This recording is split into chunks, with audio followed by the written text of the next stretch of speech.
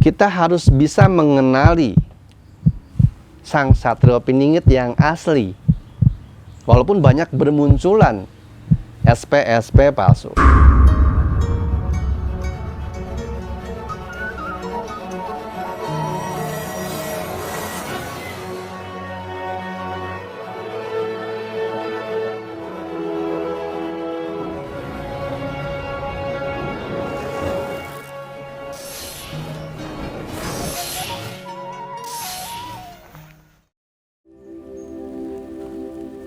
Assalamualaikum warahmatullahi wabarakatuh. Sampurasun, Mugia Rahayu, Sagung Dumadi. Salam damai seluruh alam. Alhamdulillah wa syukurillah, kita berjumpa lagi teman-temanku, saudaraku sekalian seluruh Nusantara. Menyambung pembahasan konten sebelumnya. Konten kali ini saya akan menyampaikan mengenai Satrio Piningit. Satria-satria yang berada dengan Satrio Piningit, pusaka Satrio Piningit, dan seperti apa seharusnya kita bersama dalam kehidupan yang saat ini melakukan apa dan bagaimana.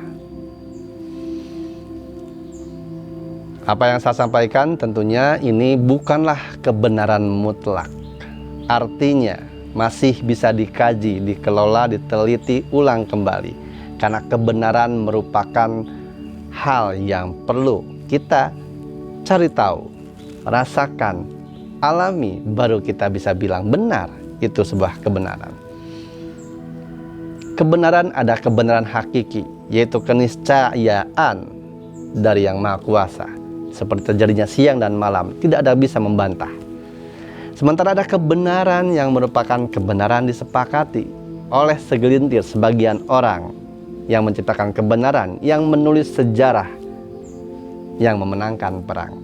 Adapun kebenaran-kebenaran yang lainnya merupakan kebenaran subjektif. Apa yang saya sampaikan? Ini kebenaran subjektif, artinya kebenaran dalam diri saya, yang akan saya sampaikan untuk bahan referensi kajian bersama. Tidak harus dan tidak mutlak harus mempercayai apa yang saya katakan sebuah kebenaran, hanya bahan referensi.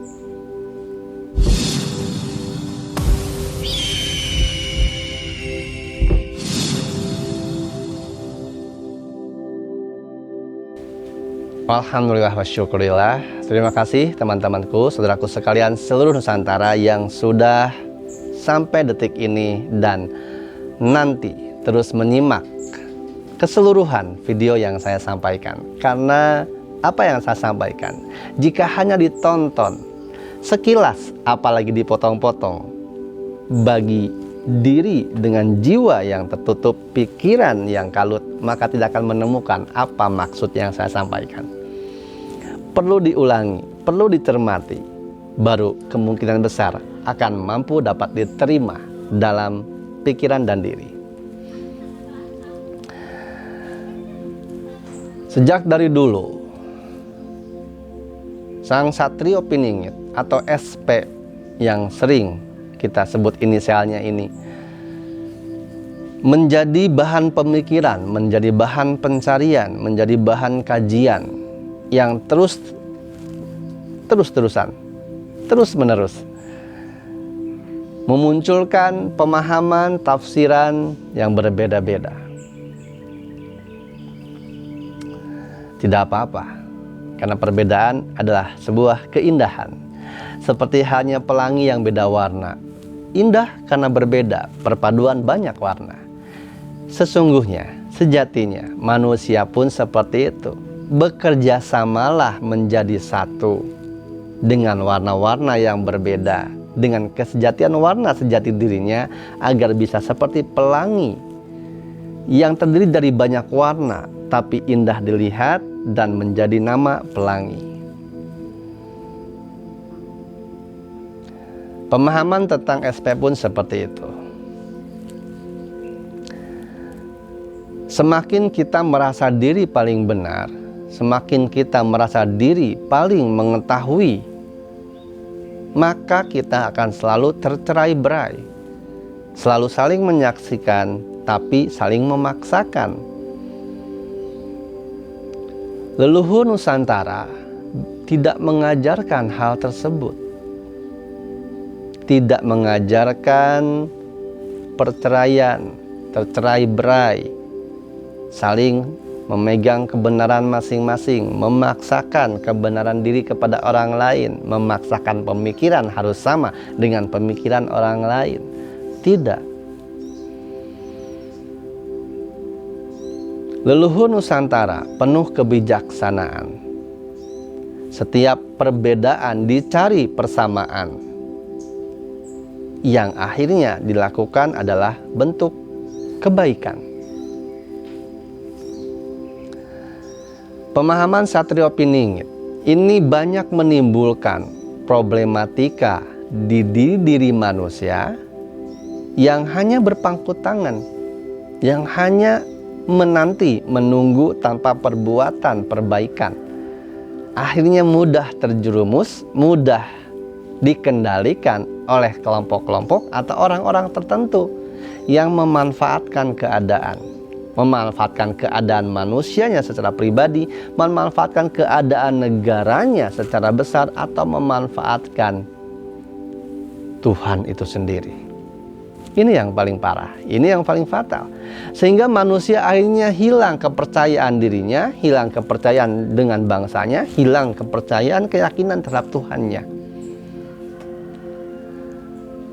Wahai para satria-satria yang sudah terpilih, satria-satria yang sudah berkumpul, kenalilah tugas-tugas pribadimu, tugas kebersamaan. Setiap satria memiliki tugas pribadinya, tapi jangan sampai melupakan tugas bersama.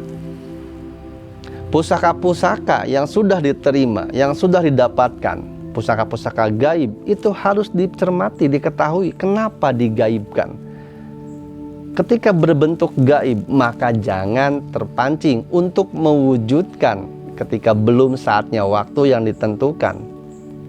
Ingat, pusaka-pusaka gaib yang diberikan, digaibkan atas dasar ketentuan, dan Yang Maha memiliki waktu sajalah yang bisa menentukan itu bisa diwujudkan. Dan pusaka-pusaka gaib itu merupakan sebuah ujian, bukan menjadi dan ujungnya dibangga-banggakan. Bukan itu tujuan fungsi pusaka-pusaka tersebut ada dan hadir kepada dirimu. Pusaka-pusaka tersebut adalah untuk tanda bukti dirimu untuk selalu memperbaiki diri, tameng perlindungan dari Yang Maha Kuasa, juga ridho dan restu dari para leluhur. Bukan untuk kebanggaan, bukan untuk kebanggaan atau dibanggakan. Untuk semakin dirimu mengenal apa yang harus kamu lakukan, sadar diri, sadar pikir, sadar rasa, tidak bergantung kepada siapapun. Tata salira, menata diri. Manusia yang sudah tata salira, menata dirinya, maka dia akan menjadi manusia yang merdeka, berdaulat bagi dirinya, akan tahu tugas dan fungsi dirinya, apa yang harus dilakukan tanpa harus diperintahkan.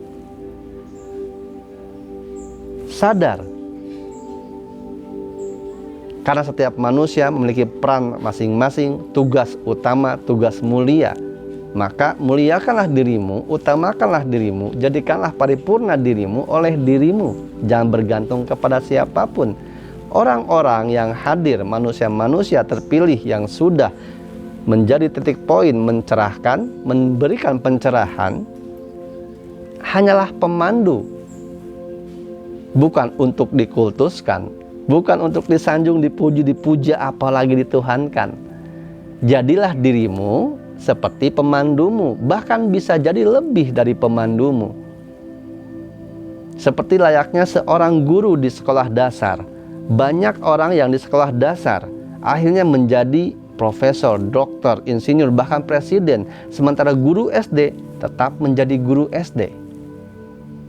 Karena tugasnya hanya sebagai guru SD, mencerahkan dasar dasar di sekolah dasar. Ketika semua murid SD ini hanya menerima perintah dan hanya diajarkan yang mengajarkan saja tanpa membuka kesadaran berpikir, mengajarkan, menerapkan apa yang diajarkan, maka dia akan tetap berada pada ranah siswa SD.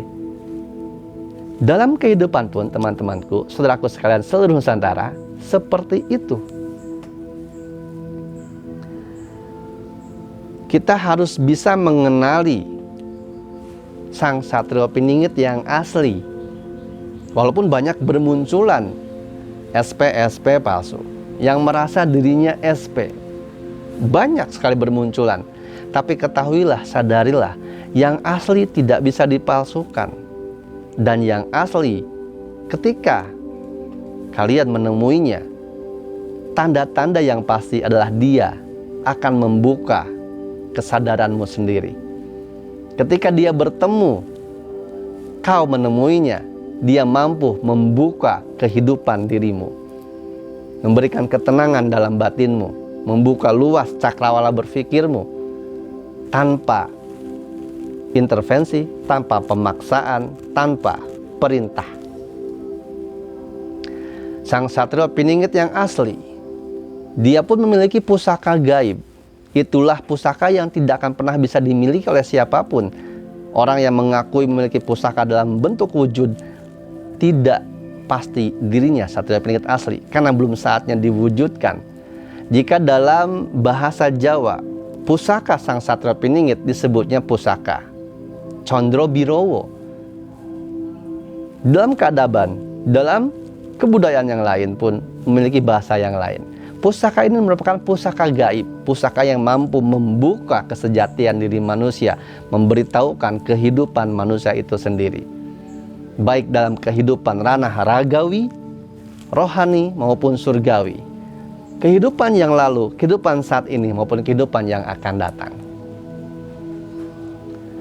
Sang Satrio Piningit yang asli, walaupun banyak dipalsukan, walaupun banyak yang mengakui, dia akan tetap menjalani kehidupannya sesuai dengan ketentuan yang sudah digariskan. Karena dia dipilih jauh sebelum dirinya, bahkan sebelum orang tuanya pun bertemu dan menikah. Perantaranya orang tuanya menikah, berhubungan, lingga dan yoni bersatu. Itu sebuah perantara lahirnya dia, titip lahir dari Sang Maha Pencipta, Sang Hyang Widi semesta menitipkan keseluruhannya kepada satu kandungan. Dititipkan. Dan apapun yang dijalankan oleh dirinya, yang dialami oleh dirinya, merupakan hal yang sudah digariskan. Dan tetap nanti kemunculannya tetap seperti apa yang sudah digariskan. Bukan dipaksakan oleh pemahaman-pemahaman yang ada dan terintervensi, dikuasai atau didominasi oleh kepentingan diri atau kelompok saja. Walaupun banyak yang sudah muncul mengakui, nanti memuncul akan ada yang mengakui dirinya. Biarkan saja, karena sejatinya SP yang asli tidak bisa ditirukan. SP yang asli yang mampu membuka kesadaran, yang mampu memberikan ketenangan dalam batin dan pikiran, yang mampu menunjukkan jalan kehidupan, yang mampu membuka semua kehidupan. Hanya dengan bertemu dengan wajahnya saja sekali, hanya bertatap muka dengannya sekali. Apalagi setelah berdialog dengan dirinya, mengobrol, berbagi dengan dirinya. Ketika manusia bertemu dengan dirinya, manusia yang mengkosongkan dirinya, yang tidak memiliki pengakuan-keakuan, yang tidak untuk memamerkan apa yang sudah terjadi dalam perjalanan hidupnya, dia akan mampu mengenali, dan mengetahui dialah Sang Satrio Piningit.